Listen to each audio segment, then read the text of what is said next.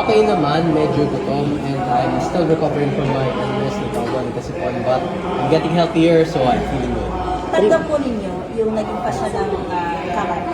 Well, sabi kasi, there are plenty of people referring to, na-refer ko sa Supreme Court, and yung mga ganun pag-uusapan mo namin. But we'll see. You plan to question this before the Supreme Court? I have no plans, but I've been recommended to question the Supreme Court. Will you? I have no plans yet. Ay, wala kang decision, pero it's open. You're open. Well, I'm open to everything. Kung ano gusto mo sabihin sa mga kababayan mo, sa mga kadistrito mo na hindi na ikaw ang congressman nila? Ano pong gusto niyo pong sabihin sa mga kadistrito niyo? Depende muna yun. My statement for that will be regarding kung magkakaroon ba ng if there will be another elections, special elections, or kung magkakaroon ba na if kung aakyat sa Supreme Court. There's still many things to consider, but right now mukhang magbabakasyon muna si Williams. Some of your allies were saying na too much daw po yung ginawang expulsion.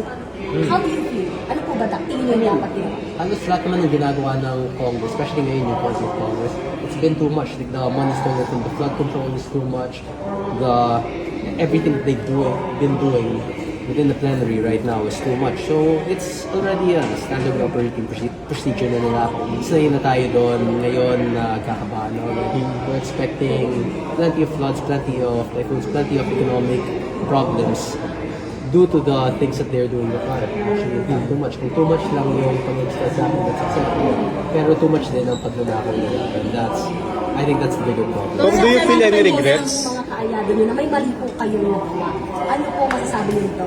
Meron din po ba kayong talagang pag-amin na mali yung ginawa? No, I stand by what I said. Congress is a corrupt institution.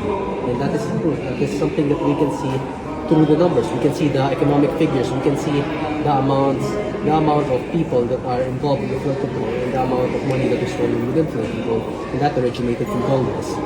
So no regrets po? No regrets. Merong hands dito ang Pangulo?